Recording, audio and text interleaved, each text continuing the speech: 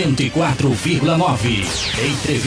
Entrevistas, comentários, debates e muito mais informações. Programa Lato Senso, onde a arte, educação, saúde, cultura, política e religião assume um lugar de destaque. Todas as quartas-feiras, das 20 às 21 horas, na Rádio Cruz das Armas FM 104,9. Programa Lato Senso. Ligue 3242-2131 e participe. Programa Lato Senso. O ouvinte em primeiro lugar. A Rádio Cruz das Armas FM 104,9 está apresentando Programa Lato Senso. Programa Lato Senso. Apresentação Edson Gomes. Boa noite. Boa noite. Boa noite ao meu amigo Rayan Nascimento aqui no controle do som, a Ana Lúcia aqui na câmera, nosso amigo Hélito que está aqui também aqui no programa nos acompanhando, e boa noite aos nossos ouvintes no Cristo Redentor, no bairro do Rangel, nossos ouvintes aí no Conjunto Bela Vista, Jardim Samaritano, Jardim Itabaiana e adjacência. Boa noite aos nossos amigos através da Rede Mundial de Computadores, através do Facebook, na página do professor Edson Gomes, e dizendo a todos que amanhã o nosso programa vai estar depositado também na nossa página no YouTube, que é o canal do professor Edson Gomes no YouTube. Então você vai lá, você curte, você se inscreve no nosso canal, deixa seu like e compartilha nossas informações. A todos que estão nos ouvindo através dos microfones da 104.9 Cruz das Armas FM, nós temos a grande honra de dar a todos boa noite e convidá-los aqui para o nosso papo com a nossa convidada de hoje, a conselheira tutelar Jaciária Lima. Vamos lá com o link da convidada. Programa Lato Senso tem a honra de receber Jaciária Lima, conselheira tutelar da Regional Cristo, que vai estar com a gente. Nosso boa noite. Boa noite, professor Edson. Mais uma vez quero lhe dizer que é uma honra estar aqui participando de um momento tão importante para a sociedade como este. Quero desejar uma boa noite a todos os ouvintes da Rádio Comunitária de Cruz das Armas 104.9. Liguem, tirem suas dúvidas, aproveitem o momento, que é um momento muito especial para esclarecimento de toda a população. Estamos aqui para isso, para dialogar e construirmos juntos. Nós aqui agradecemos a sua presença aqui e ficamos muito lisonjeados. Em breve vamos convidar outros conselheiros tutelares para vir aqui, até aqui conversar conosco, que eu acho que é um tema de importância para a nossa sociedade, sobretudo que em breve nós estamos finalizando o processo de inscrição de candidatos e no mês de, se eu estiver errado, você me corrige, no mês de agosto, a partir do dia 6, eu acho que do dia 5, dia 6 de agosto, nós vamos ter aí, depois você fala disso com mais propriedade, nós vamos ter aí as eleições do Conselho Tutelar de João Pessoa e das outras cidades. Antes, Ian, eu vou pedir que você tire o BG, já que a gente não tem, e a gente vai fazer o nosso editorial. Nosso editorial de hoje é sobre a rivalidade. A rivalidade é um sentimento que deriva da infinita vontade de confrontar-se com outra pessoa, tornando-a adversário. É uma espécie de concorrência prejudicial que motiva alguns indivíduos a entrar em constantes conflitos. Diferente da concorrência, que é a disputa entre indivíduos com o intuito de melhorar um bem ou um serviço que contém as mesmas características, ou com o objetivo de conquistar uma maior parcela do mercado em que seus produtos ou serviços são ofertados. Mas a rivalidade atinge a todos nós na individualidade ou na coletividade. E muitas vezes não sabemos nem mesmo o que originou essa rivalidade.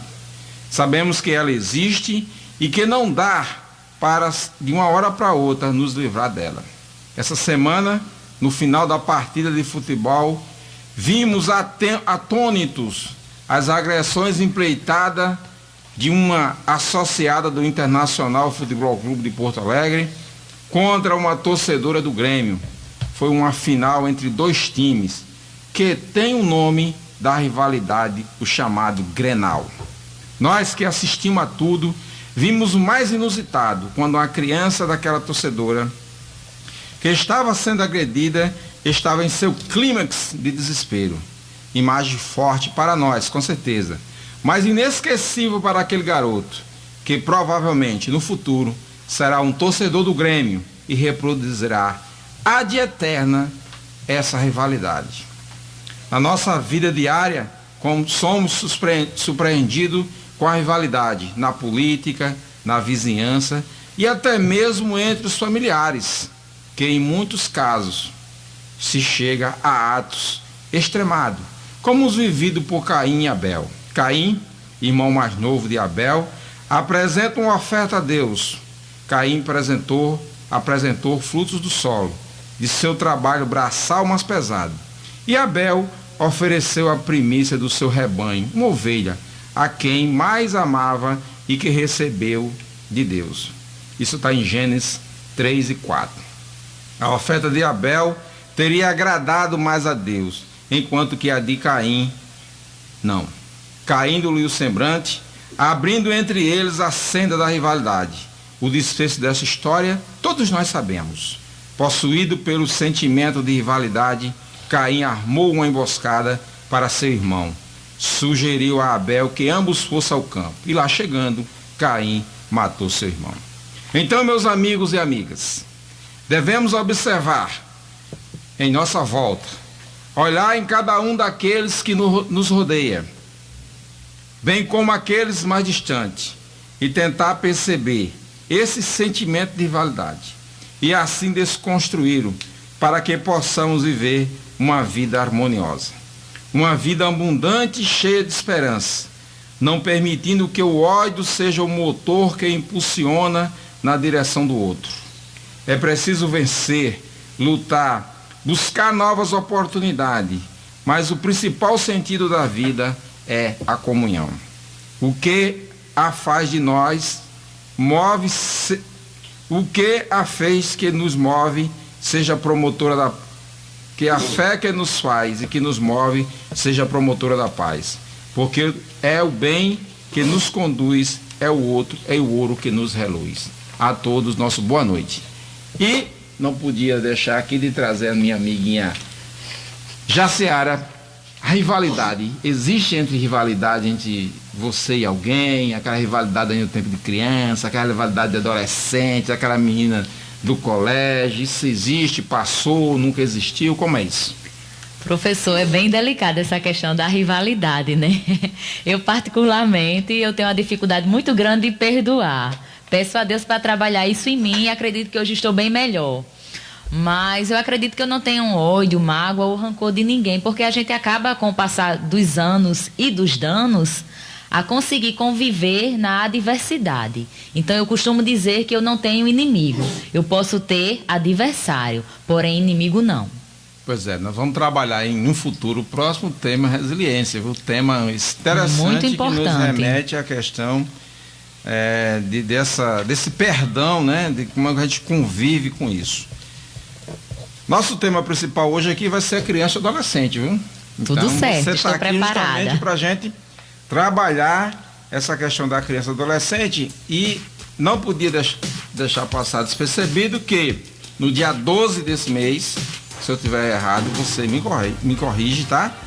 Dia 12 desse mês, o Instituto da Criança e Adolescente, o ECA, completou 29 anos, não é isso? Foi, completado 29 anos, e eu acho que o ECA é uma das principais ferramentas do Conselho Tutelar, ou não? Com certeza, professor. É o Estatuto da Criança e do Adolescente, mais conhecido como ECA.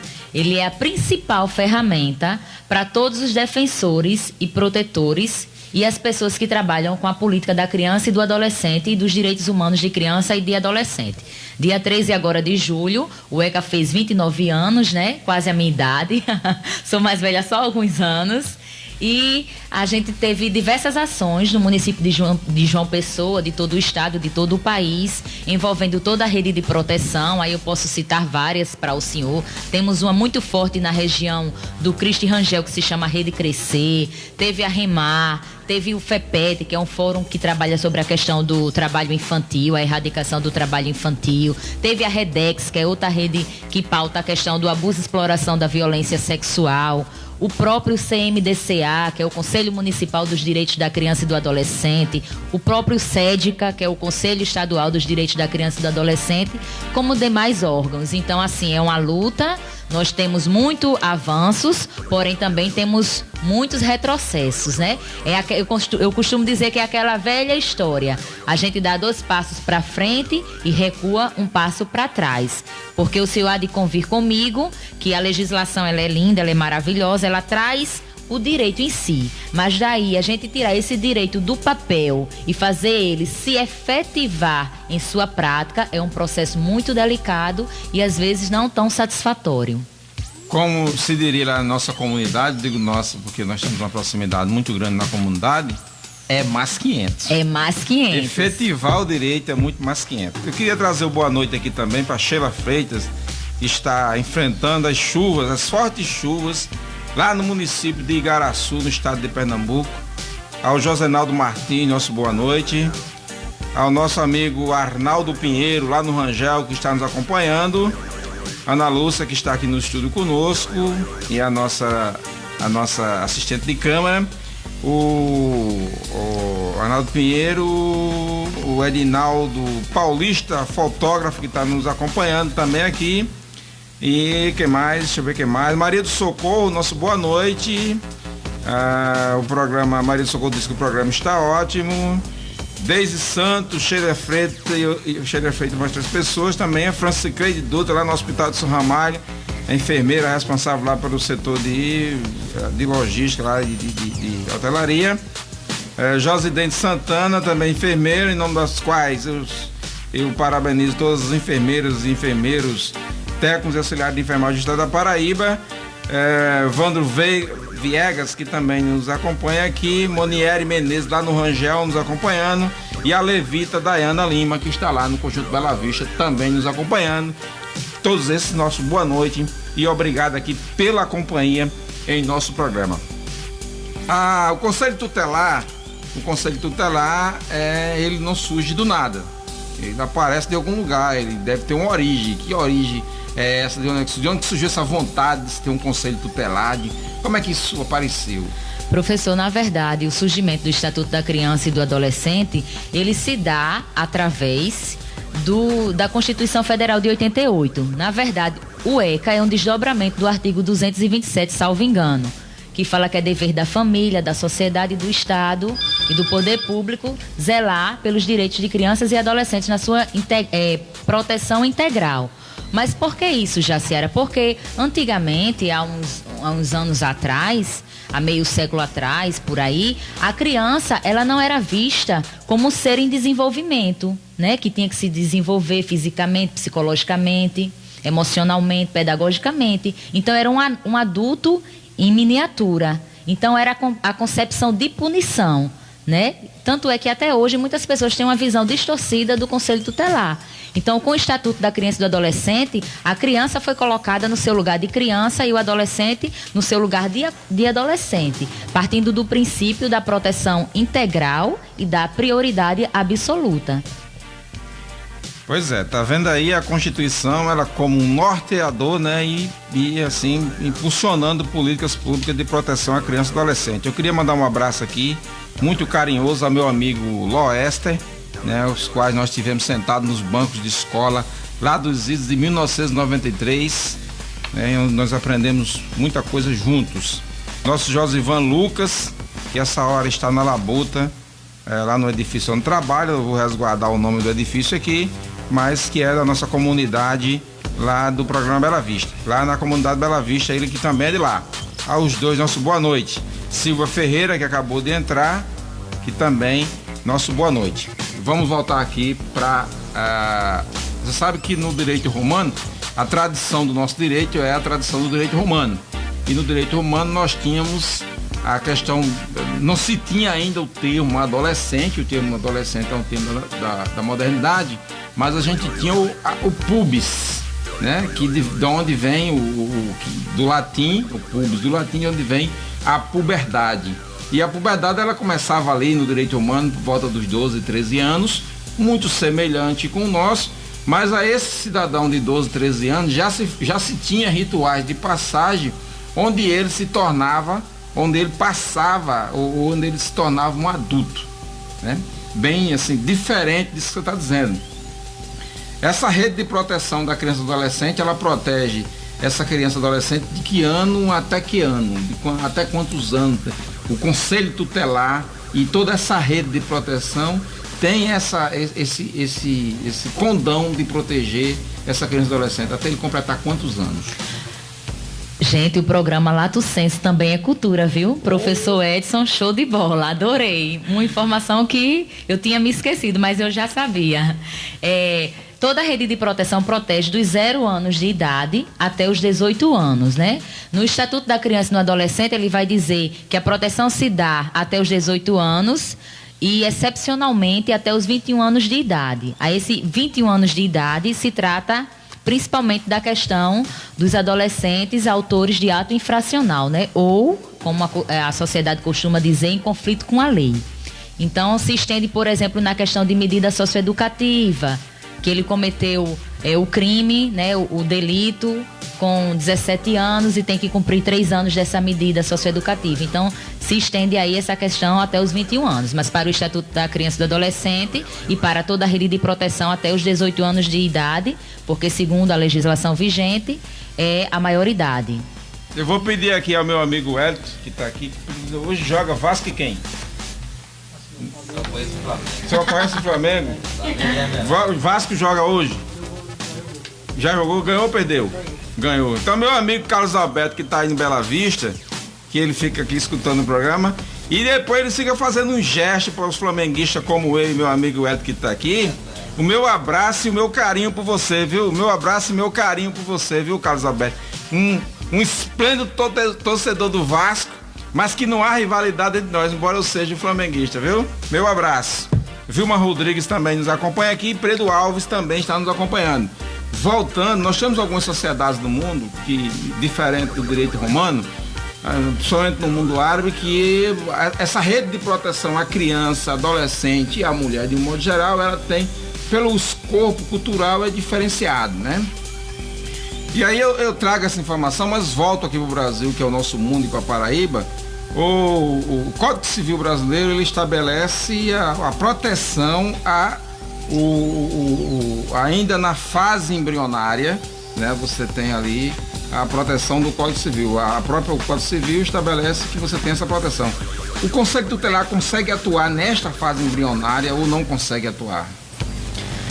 Consegue sim, porque vamos supor, a gente está atendendo uma genitora, uma mãe, vamos imaginar que essa mãe seja adolescente, por exemplo, que eu já atendi casos semelhantes, e ela necessita de uma proteção, e ela está grávida. Então, é garantido o acolhimento institucional à mãe e à sua criança dentro ainda do ventre. E após o nascimento, né, o nascedouro do bebê, ela é garantida o convívio familiar da mãe e do filho. Então, fica sob a proteção do Estado. Sem falar que a gente tem toda uma rede de proteção contra a questão sobre as situações de vulnerabilidade social. Temos alguns equipamentos municipais e estaduais, a exemplo do CRAS, que é o Centro de Referência da Assistência Social, que através dele a gente consegue viabilizar alguns benefícios, como auxílio moradia, como cesta básica, como... temos parceria também com a OAB, temos parceria com a Unip, com a Defensoria Pública. Então, realmente é uma rede, né? Quando eu falo rede, eu peço que os ouvintes imaginem uma teia, aquela rede de proteção do apartamento, para garantir que o seu filho não se jogue. Que às vezes a gente fala assim, existe uma rede de proteção. E tem uma piada do senso comum que diz assim, é aquela rede que a gente arma e se deita debaixo, né? O povo gosta, mas não é essa rede de se balançar, não. Embora essa rede seja boa. É a rede no sentido de estar uma coisa conectada à outra e todos com um objetivo comum, que é garantir ou viabilizar a proteção. eu fico feliz, viu, conselheira Jaciara, que a gente tenha, e eu tenho certeza absoluta que não só você, mas tem outros conselheiros que têm essa capacidade de dialogar, de ter um entendimento da legislação, ter um entendimento da vida da criança, do adolescente e dessa rede de proteção. A gente fica feliz em saber que tem conselheiros com essa competência. Embora a gente saiba que tem alguns que provocam alguns deslizes, que no nosso caso aqui, não vamos comentar isso aqui, mas a gente sabe que a gente fica feliz quando a gente encontra isso, porque a gente tem a certeza que o voto que foi dado na urna, o voto que esse conselheiro recebeu, é um voto que tem a honra, que tem um respaldo, porque a gente está vendo o esforço do conselheiro. Para se chegar a esse nível seu, porque esse conselheiro, ele participa de que tanto? De congresso? Como é que é essa formação de um conselheiro? Professor, o Estatuto da Criança e do Adolescente, ele só prevê, né, que uma pessoa, para ser candidato, pleitear o cargo, a função de conselheiro ou conselheira tutelar, ele tem que ter como pré-requisito o ensino médio, né? Mas hoje aqui no município de João Pessoa, eu acredito que de 80% a 90% dos conselheiros tutelares aqui de João Pessoa hoje tem uma formação no curso superior. Aí nós temos diversos conselheiros formados em direito, assistentes sociais, que é o meu caso, pedagogas, psicólogas, da área da saúde, enfim, são um pessoal que realmente veio fazendo a diferença, né? E eu costumo dizer também, professor Edson, que é muito desafiador essa questão de conselho tutelar, e você aprende muito. Eu confesso ao senhor que eu descobri coisas que eu jamais imaginava que existia na nossa territorialidade, por exemplo. Fome, né? A gente escuta, a fome não existe mais fome no Brasil. Eu digo para o senhor que isso é mentira, que existe fome no Brasil. Pois essa semana eu vi uma fala de Vossa Excelência, excelentíssimo senhor Presidente da República, Dr. Jair Messias Bolsonaro, dizendo que a fome no Brasil era fake. Aí saiu até aqueles memes nas redes sociais, fake fome. Eu convivo na comunidade, você convive na comunidade, você participa muito mais da rede de proteção da criança e do adolescente do que eu, embora eu não deixe de participar em alguns momentos, mas a gente tem observado que a fome é algo presente na nossa vida, nos nossos olhos cotidianamente. Eu não sei em que dados ele se baseou para emitir esse juízo de valor a respeito da fome no Brasil. Assim, até desqualificando órgãos importantíssimos como a ONU, né, que tem pesquisas importantes, as universidades que fazem pesquisa importante, enfim, eu não sei. Às vezes me traz uma certa preocupação. Mas eu vou manter, assim, digamos assim, a crença de que tudo vai para frente. Eu só tenho a lhe dizer hoje, nessa sua fala, professor, que o que o senhor colocou aí casa com um atendimento que eu fiz hoje à tarde. É uma adolescente de 17 anos que procurou o Conselho Tutelar, hoje eu estava de plantão, e ela pedia por tudo no mundo uma vaga para o seu filho de 8 meses, que tinha nascido prematuro, né? Aos 7 meses, ou foi 8 meses de gestação, ela teve que dar à luz, para garantir as refeições, porque ela não estava conseguindo suprir. Aí eu pergunto para o senhor, existe ou não existe fome no nosso país? Pois é, e aí diante desse fato que você está me colocando, hoje a Polícia Federal deflagrou a operação, deixa eu me lembrar o nome das operações, Famintos e a Operação Fildos, em diversos municípios da Paraíba, incluindo o município de Campina Grande, onde 2 secretários foram presos, foram levados pela Polícia Federal, sob a acusação de desvio de verbas, uma das operações de desvio de verba da alimentação das crianças, que é do Programa Nacional de Alimentação da Atenção do Ensino Básico. A gente fica triste com isso, porque a gente sabe, como você está dizendo, que tem muitas famílias que recorrem à escola para alimentar seus filhos durante o dia. Eu queria trazer trazendo essa informação e perguntar a você o seguinte: há alguma maneira do Conselho Tutelar corroborar com o Ministério Público, corroborar com a polícia, no sentido de contribuir dessa colaboração, no sentido de dizer assim, olha, em determinados lugares nós temos um indício, nós temos a informação, nós temos de que a alimentação que vem para as crianças está sendo desviada, não está sendo distribuída, já que o universo da escola, sobretudo nas escolas, há possibilidade disso?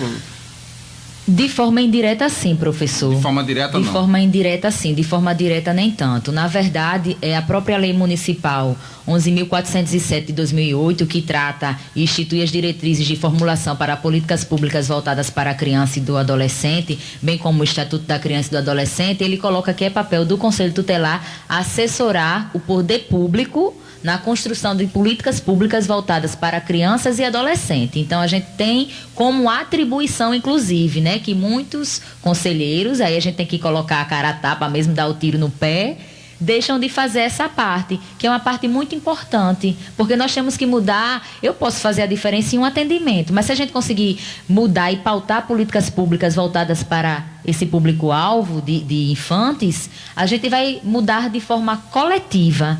Entende? Então, assim, a gente tem como fazer a fala, né? O senhor colocou aí o Ministério Público. O Ministério Público, ele faz parte do que nós chamamos SGD, né? Que é a sigla de Sistema de Garantia de Direitos. E nesse SGD entra Ministério Público, entra Poder Judiciário, né? Principalmente a Vara da Infância e Juventude. Um abraço para a doutora Adailton Lacê, para a doutora Soraya Escorel, doutor Alice Escorel, doutor João Arlindo, que são parceiros nossos. E, de fato, nós fazemos esse papel, inclusive, muitas vezes, obrigando a Prefeitura ou o Estado ao cumpra-se, né? A obrigação de fazer. Porque, como o próprio Estatuto da Criança e do Adolescente fala no seu artigo 98, que trata sobre o direito ameaçado e ou violado, o Estado e a sociedade também viola.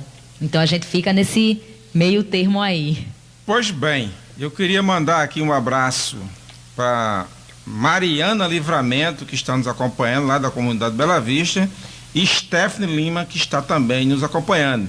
E Carlos Alberto manda de volta o recadinho do coração, assim: beleza, meu amigo flamenguista, não vive sem os vascaínos e os vascaínos não vivem sem os flamenguistas. Não é à toa que vivo com uma flamenguista há 23 anos. Parabéns. E a gente vê que a rivalidade aqui está diminuindo, né? Loeste diz: nossa fiscalização é lenta, deve ser. Se fosse feito mensalmente, não acontecia tantos casos e por longo períodos, né? Acho que ele se refere aqui especialmente à questão do desvio de verbas e do dinheiro que vem para a merenda escolar. Zé Hermínio, muito obrigado pela sua participação e nosso boa noite. Sobre essa questão, professor, só para complementar, não, fica à vontade. Que o nosso colega aí, Loeste Carvalho colocou, nós temos que trazer também para nós, né, para si, a responsabilidade, né? Eu costumo dizer que nós vivemos numa república federativa do Brasil, então nós elegemos também, está ameaçada. Sinceramente falando, está ameaçada. Então, nós elegemos os nossos representantes que estão no poder para representar o povo, né? Eu acredito que nós devemos votar naquelas pessoas que representam e defendem a bandeira que defendemos. Então, às vezes, o que é que acontece? Aí eu me coloco e acredito que muitas pessoas, a gente vota de 4 em 4 anos, de 2 em 2 anos e esquece de acompanhar a vida pública daquela pessoa que a gente colocou no poder. E essa é nossa função primordial também, enquanto cidadão. Pois é, já que você me trouxe a questão do voto, eu queria que meu amigo colocasse aí aquela vinheta nossa, enquanto a gente respira e molha a garganta com a saliva. Do Censo, sua revista radiofônica semanal, todas as quartas-feiras, das 20 às 21 horas, na Rádio Cruz das Armas FM 104,9. Entrevistas, comentários, debates e muito mais informações. Programa Lato Senso, onde a arte, educação, saúde, cultura, política e religião assume um lugar de destaque. Todas as quartas-feiras, das 20 às 21 horas, na Rádio Cruz das Armas FM 104,9. Programa Lato Senso. Ligue 3242-2131 e participe. Programa Lato Senso. O ouvinte em primeiro lugar. Estamos de volta aqui com a presença, com a participação aqui em nosso programa da conselheira do Conselho Regional, do Conselho Tutelar Região Cristo, Jaciara Lima, que está aqui nos prestando esclarecimento e, de certa forma, prestando conta do seu mandato, já que o mandato está próximo ao fim. Temos um ouvinte na linha, boa noite. Alô, boa noite. Com quem eu falo? Janaína. Janaína de quê? Janaína, Janaína, muito obrigado pela sua presença e fique à vontade para fazer o comentário e a pergunta que achar pertinente. Em primeiro lugar, eu gostaria de elogiar, né, a rádio pela convidada. Eu conheço o trabalho já dela e acho de extrema importância a presença dela no Conselho Tutelar de Cristo. E estou muito feliz assim, em poder ouvi-la para a gente conhecer melhor, né? Porque nós não conhecemos de fato qual o papel do Conselho Tutelar e do conselheiro, né? Pessoas, isso é distante. Então, com mais detalhes para a gente, qual o principal papel do Conselho Tutelar e do conselheiro tutelar também, aproveitando a oportunidade. Janaína, muito obrigado pela sua participação. Muito obrigado pela sua participação. O programa se sente lisonjeado com a sua participação aqui. E Jaciara com a palavra para responder a Janaína. Oi, Janaína, boa noite. Muito obrigada pela pergunta. Bom, o Estatuto da Criança e do Adolescente, no seu artigo 131, ele traz que o Conselho Tutelar ele é um órgão permanente e autônomo, não jurisdicional, encarregado pela sociedade de zelar pelo cumprimento dos direitos de criança e de adolescentes definidos na lei. Então, ou seja, o principal papel do Conselho Tutelar é o que nós podemos dizer o zelo. O que é zelar? É aquela história. A criança e o adolescente têm direito à educação. Aí eu pergunto a você, todas as crianças e todos os adolescentes têm o acesso universal à educação? Aí você vai me responder, não. Então a gente vai fazer com que aquela criança ou aquele adolescente tenha o seu direito viabilizado, né? A gente costuma dizer que quem garante é o Estado, né? Estado lê-se município, entes federativos, Estado e país. Mas quem viabiliza esse papel, essa função, é o conselheiro tutelar. Outra dúvida muito grande, aproveitando a deixa de Janaína, é que muitas pessoas pensam, o conselho tutelar é para todas as crianças e todos os adolescentes. Não de forma direta, porque no artigo 98 do próprio Estatuto, do próprio ECA, vai dizer que o conselho tutelar, ele atende crianças e adolescentes que tiveram seu direito ameaçado ou violado. Ou seja, se eu tenho um filho, uma filha, um primo, uma prima que vive bem, tem uma boa condição, que estuda, que tem acesso à saúde através do SUS, que está se desenvolvendo bem. Então, ele aparentemente não tem nenhum direito ameaçado. Então, não necessita do Conselho Tutelar, que é diferente de uma criança, por exemplo, que sofre maus tratos, sofre violência física, sexual, que tem o seu direito à educação negado, né? Que tem o seu direito à saúde negado. Aí sim o direito foi violado. Então, assim, tem essa diferençazinha também. Pois é. Espero ter esclarecido. O papel do conselho, o papel do conselheiro é promover esses direitos, seria mais ou menos isso? Isso, zelar para que o direito seja efetivado em sua prática. Ou seja, isso. Assim como o Ministério Público estaria para o conjunto das leis, né, fazendo uma grossa analogia, né, assim como o Ministério Público está para proteger o conjunto das leis, chamado de custo legis, esse conselheiro tutelar seria o zelador, né, o custo legis, digamos assim, da criança e do adolescente. Seria isso, mais ou menos? Exatamente, professor. Parabéns para você. É bom a gente aprender aqui. Queria fazer uma observação aqui. Meu amigo Gonçalves de Mangabeira, muito boa noite. Ele diz, meu amigo Edson, pergunta à conselheira por que tantos direitos à criança e adolescente, que vota, mas também rouba e mata. Eu volto já a fazer um comentário a respeito disso.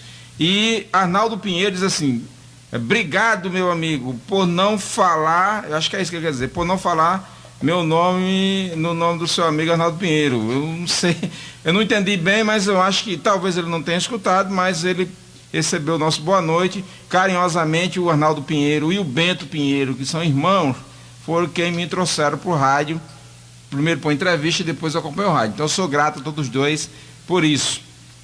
Eu vim e gostei.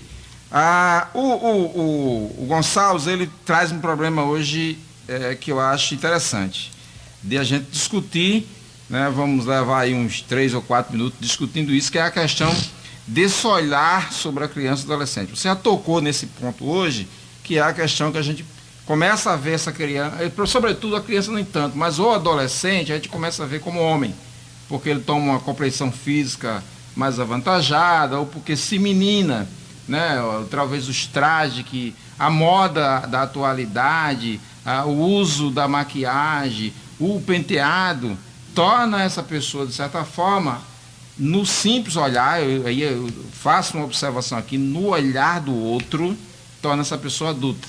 Talvez a fala do meu amigo Gonçalves tenha sido nesse aspecto. E aí ele se pergunta, para que tanta proteção é isso? Para que tanta proteção à criança e adolescente? Se é esse mesmo adolescente que rouba e mata. E aí eu faço uma ressalva. Isso que a gente deve ter muito cuidado a tratar desse tema. Pode ser que eu esteja errado dizendo isso, eu não sei qual é o seu pensamento, mas pode ser que a gente esteja muito errado em pensar nesse adolescente que a gente colocando, homogeneizando todos os adolescentes no mesmo barco, no mesmo lugar social, e eu penso que não seja assim. Você poderia me esclarecer com mais propriedade, já que você é uma especialista no tema. Com certeza, professor. Quero agradecer a Gonçalves de Mangabeira pela sua inquietação e pela sua pergunta, e nós iremos dialogar assim sobre isso um pouquinho. E agora me veio na mente, professor Edson, uma velha e tão famosa frase que diz assim: a história da sociedade é a história de luta de classes, né? Foi dita por Karl Marx, marxista, né? Eu sou, através do meu curso de serviço social. Manifesto do Partido Comunista, 1848. Exatamente. E eu acho que essa questão do adolescente que mata e rouba tem a ver com essa história de luta de classes. E aí, quando a gente fala nisso, professor, tanto eu como o senhor, a gente fala com propriedade, porque nós viemos da comunidade, né? Nós somos a exceção da regra da nossa comunidade. Então, eu não estou dizendo aqui, que fique claro, que adolescente não mata e não rouba. Eu digo, inclusive, ao contrário, que criança mata e rouba e comete delitos, assim como os adolescentes também. Ninguém aqui está dizendo ao contrário disto, né? Até porque a nossa mídia está a todo momento mostrando de forma, às vezes até, me perdoe o termo, estúpida, ríspida, né? De uma forma que não deveria se mostrar. Então, o que eu quero dizer com isso? Que esses monstros aí, né? Aí eu lembro de Foucault, da discussão Foucaultiana, né? Quando ele trata da questão da docilização do corpo, da questão da própria sociedade criar os seus monstros. Aí me vem também na mente Loic Vacan, que foi um dos autores que eu usei na minha monografia, que ele fala da questão do estigma. A pessoa que mora em favela, o preto, o pobre, o homossexual, né? A mulher, ela traz de forma gratuita, acoplada a ela ou a ele, como cidadão ou cidadã, esse estigma. E é muito difícil a gente tentar diferenciar. E quando eu falo nisso com o senhor, eu me lembro de uma notícia que eu li no jornal há poucos dias atrás, onde diz assim: menor infrator comete crime contra adolescente. Então, nessa manchete fica claro que o menino da favela é o menor infrator, é o monstro. E o outro, que foi a vítima, é o adolescente. Entende que está subentendido? Pedir permissão à douta e trazer Foucault de volta, né, com o livro Vigiar e Punir, porque nós estamos vivendo uma espécie de momento policialesco do Estado, um Estado que está se preparando já, não sei se já pune tanto, mas se preparando para punir mais ainda.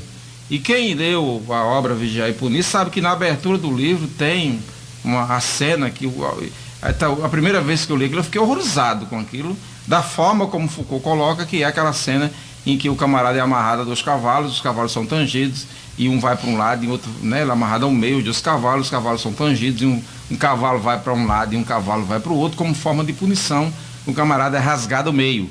Nada que a Inquisição não tenha feito isso, e etc. Mas o que eu estou dizendo é que nós estamos vivendo um momento policialesco, onde a todo instante essa figura estigmatizada que você coloca do negro, do homossexual, da pessoa que mora na comunidade, né? Eu já vi gente dizer assim, olha, estão chamando de comunidade para dizer que é bonitinho o nome de favela. Mas quando a gente traz o nome comunidade para dar dignidade às pessoas. E quem mora lá, o negro, a mulher, né? Toda essa pessoa que há um estigma ao redor disso, de certa forma, começa a passar a ser vítima desse Estado. Isso é extremamente perigoso. E essa criança e adolescente que você acabou de colocar também não está fora disso. Ele tem o mesmo estigma. E o Estado, nessa discussão que o senhor traz, ele passa a ser um Estado mínimo, né? Ele deixa de trazer para si a responsabilidade da política pública, da sua responsabilidade enquanto república, e deixa tal função de proteção a cargo do terceiro setor. Lê-se aí as ONGs, né, as associações, os voluntários que fazem o trabalho que deveria ser do Estado. Foucault também traz essa discussão na parte que ele fala do vigiar e punir, né? Eu, como o meu TCC foi sobre a questão do sistema prisional, eu acho interessante que ele diz que a prisão em si, né, casa de ressocialização socioeducativa, prisão, é uma instituição que ela já nasce falida, porque ela nunca ressocializou ninguém. Ora bola, se eu estou cumprindo medida socioeducativa, ou se eu estou cumprindo pena no presídio e a sociedade não está preparada para receber esse cidadão ou essa cidadã de volta, o que é que vai sobrar para ele? Né? A gente não está aqui também só culpabilizando o indivíduo, não é isso. Se ele cometeu um delito, ele tem que ser punido na forma da lei. Eu sei que muitos ouvintes meus aqui do programa e que acompanham as redes sociais não gostam, mas eu tenho que dizer, né? Paulo Freire já dizia que esse indivíduo que nós estamos colocando aqui, esse adolescente, essa criança, esse homem, essa mulher, esse trans, esse homossexual e todos somos produto do meio, né? E aí você coloca muito bem, nós rompemos uma barreira, nós conseguimos pular, digamos assim, de um lugar para outro na sociedade e com uma propriedade muito específica, não deixamos de reconhecer de onde nós viemos e, né, de onde nós viemos. E eu queria aproveitar aqui para dar boa noite a Silene Araújo, que está nos acompanhando, muito obrigado pela companhia, Marlúcia Barbosa, que também está nos acompanhando, Daniele Aurília, né, enfermeira e militar lá do Hospital de São Ramalho, Janete Araújo, iluminada, você deve conhecer. Conheço. Porque ela diz assim, parabéns, linda e competente amiga Jaciara Lima, companheira de luta, hashtag me representa, sempre atuando com competência e muito compromisso na luta pela garantia dos direitos humanos das crianças e adolescentes. Eu queria, já que ela falou direitos humanos da criança e adolescente, eu queria trazer uma notícia que foi tema, durante toda a semana se falou disso. E eu vou ler aqui. Criança de 7 anos deu entrada no Hospital de Emergência e Trauma de Campina Grande em estado de desnutrição e com ferimentos. Isso aconteceu no dia 10 de julho. De acordo com a Polícia Civil, a criança estaria sofrendo maus tratos praticados pela mãe e pelo padrasto.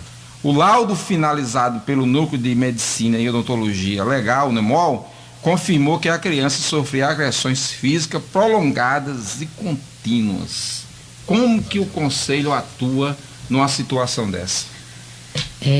Como eu já falei em outras oportunidades que nós tivemos, professor, o Conselho Tutelar, ele precisa ser provocado pela sociedade. Então, aí é onde a gente entra na questão dos nossos canais de denúncia. Nós não somos autoridade judiciária, nós não somos oficiais, então nós não podemos adentrar a residência. Você trazendo provocado, eu vou lhe provocar, porque eu tive uma dúvida agora. Pois não. Quando você me fala ser provocado, eu me lembro, diz assim, a justiça há de ser provocada. Eu tenho que fazer um documento, entrar com uma petição, e para que a justiça me dê um direito. Exato. Ou tão somente basta se ter notícia. O Conselho Tutelar, ele precisa receber um documento formal, ou tão somente ter a notícia da ocorrência desse maus-trato, dessa violência. Ele só necessita ter a notícia. E essa notícia, inclusive, né, que a gente chama de denúncia, ela pode ser feita de forma anônima, né? Temos diversos canais, temos um canal nacional, que é um aplicativo chamado Proteja Brasil, que é diretamente ligado com o Disque 100 de Brasília. Temos aqui, no estado da Paraíba, o Disque 123, que é não só para violação de direito contra a criança e adolescente, mas para qualquer tipo de violação de direitos humanos. Temos também inaugurado há pouco tempo, no município de João Pessoa, o Disque 156, que a nível municipal também abrange todos os tipos de denúncias contra idosos, mulheres, crianças e adolescentes, né? Você pode ligar e estar fazendo a denúncia. Temos também o próprio telefone do Conselho Tutelar, que está disponibilizado na página da Prefeitura Municipal de João Pessoa. E você pode também fazer a denúncia de forma pessoal, por telefone, enfim, não precisa colocar o seu nome, você só precisa ter algumas informações que é necessária para que a gente possa fazer o nosso trabalho. No caso aí dessa situação que aconteceu, a gente precisaria do local, do endereço, o nome das crianças ou dos pais, algum tipo de informação para que a gente pudesse chegar. E aí, chegando e visualizando uma situação lamentável dessa, e muito triste por sinal, a primeira medida a ser tomada aí, com certeza, seria garantir a saúde, né, dessas crianças que estavam nessa situação, como minha avó costuma dizer, de definhamento, né? Uma situação muito lamentável. E depois de garantir o acesso à saúde e à alimentação dessas crianças, né, o apoio psicológico também, que os pais, né, os responsáveis, fossem punidos na forma da lei. Porque isso é um crime. Isso se caracteriza como um crime. Eu queria dar uma boa noite também aqui a Cineide Lucena, que nos acompanha, lá do município de Igaraçu, Ronaldo Brito, João Pessoa, Douglas Bandeira, Roberto Lira Rangel, Maria Josélia, Ana Inalda, lá no Geisel, esposa do meu amigo João Bosco, Márcia Carlisto, que nos acompanha, Alberlândia Lima, enfermeira, que também nos acompanha e que trabalhou conosco. Nós tivemos uma passagem lá pelo Edson Ramalho. Queria aqui expressar as minhas condolências e meu luto pelo Dr. Fred, psicólogo que trabalhou comigo muitos anos nessa malha e que hoje partiu para um andar de cima. A todos e a família do Dr. Fred, amigos e parentes, nós desejamos que Deus o coloque em bom lugar e que dê o alento a todos. Nós estamos nos aproximando ao final do programa e nós tínhamos ficado de votar com a questão do voto. Eu tinha falado do voto, tinha ficado de votar. Nós estamos na fase de preparação para uma nova eleição para o Conselho Tutelar. Me faça assim um apanhado geral de como que se iniciou esse processo eleitoral, em que pé ele está e quando se finda esse processo eleitoral finalmente e com base tão somente na região Cristo, que é a sua área. Certo, professor, né? Esse ano é um ano, né, de processo de escolha para conselheiros tutelares. Para quem não sabe, os conselheiros tutelares é escolhido pelo povo através do voto direto, né? Estamos nesse processo, o Brasil todo está nesse processo da escolha de seus conselheiros. Dia 31 agora, a gente vai estar findando mais uma etapa, né? Primeiro é a inscrição, aí as certidões negativas para comprovar sua idoneidade moral. Enfim, tem que estar quite com a justiça civil, eleitoral. É todo um processo, na verdade, né? É um pouco difícil se tornar conselheiro tutelar.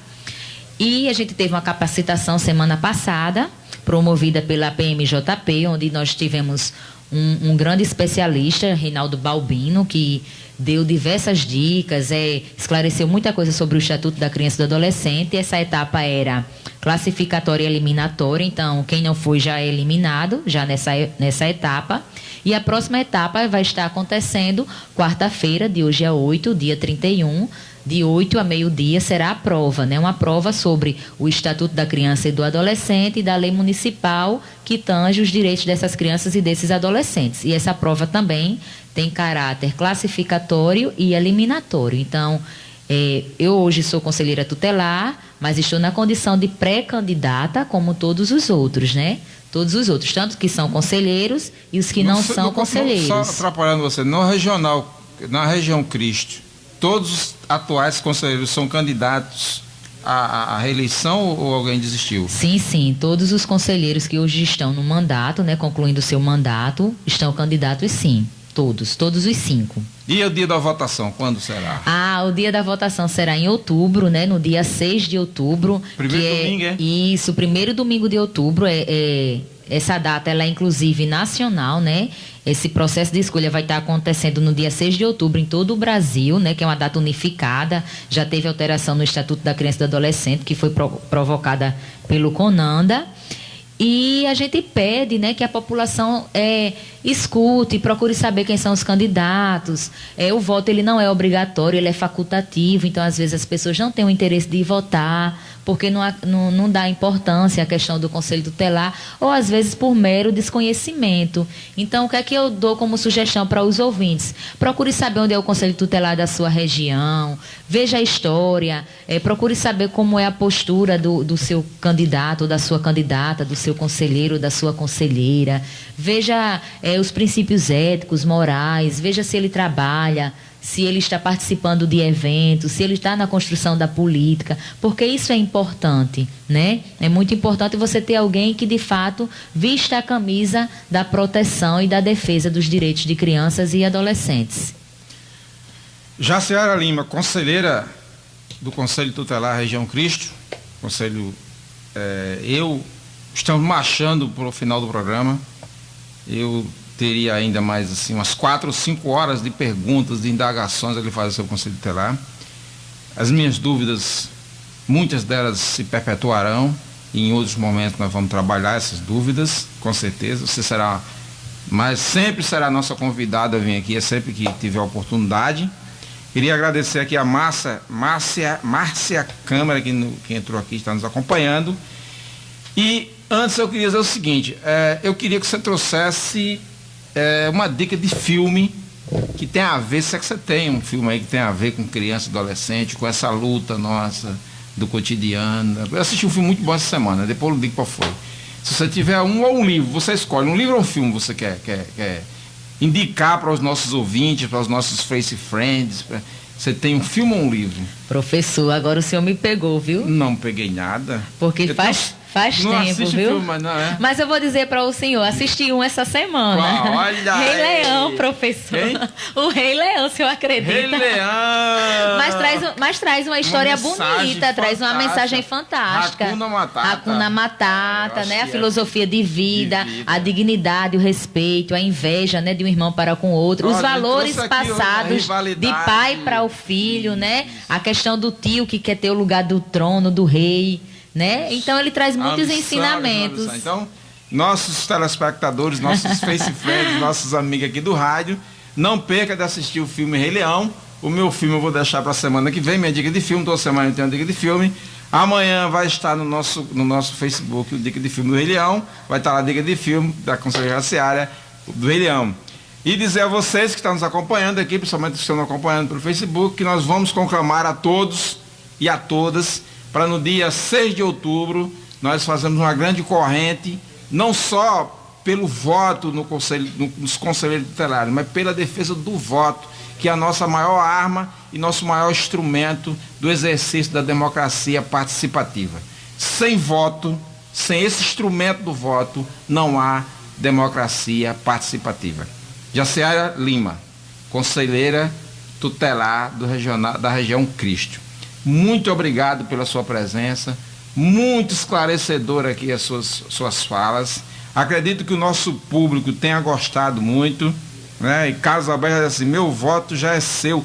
Não pode, Carlos Alberto, declarar voto agora, porque a gente está na pré-campanha e não foi definido. Mas a gente agradece a sua manifestação de voto, viu?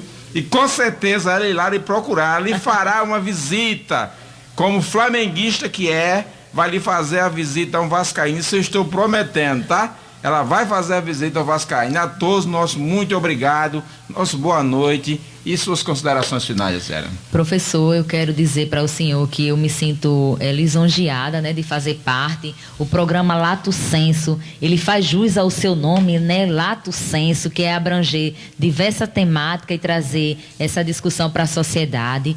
Quero deixar aqui o meu abraço especial a todos os conselheiros tutelares do município de João Pessoa, das 7 regiões, Cristo, Praia, Valentina, região Sul, região Sudeste, região Norte, né? Acredito que eu não esqueci de nenhuma.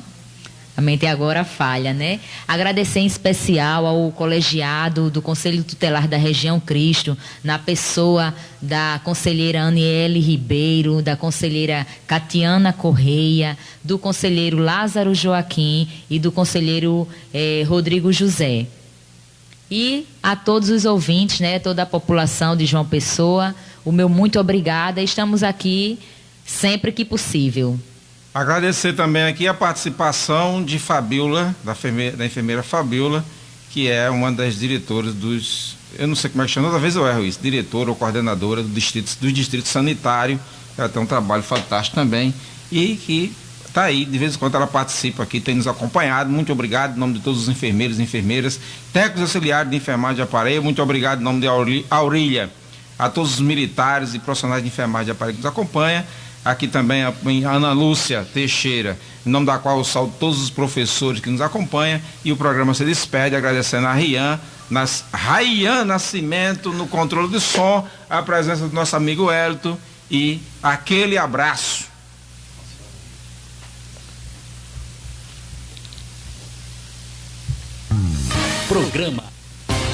Programa Lato Senso, sua revista radiofônica semanal, todas as quartas-feiras, das 20 às 21 horas, na Rádio Cruz das Armas FM 104,9. Ligue 3242-2131 e participe. Programa Lato Senso, o ouvinte em primeiro lugar.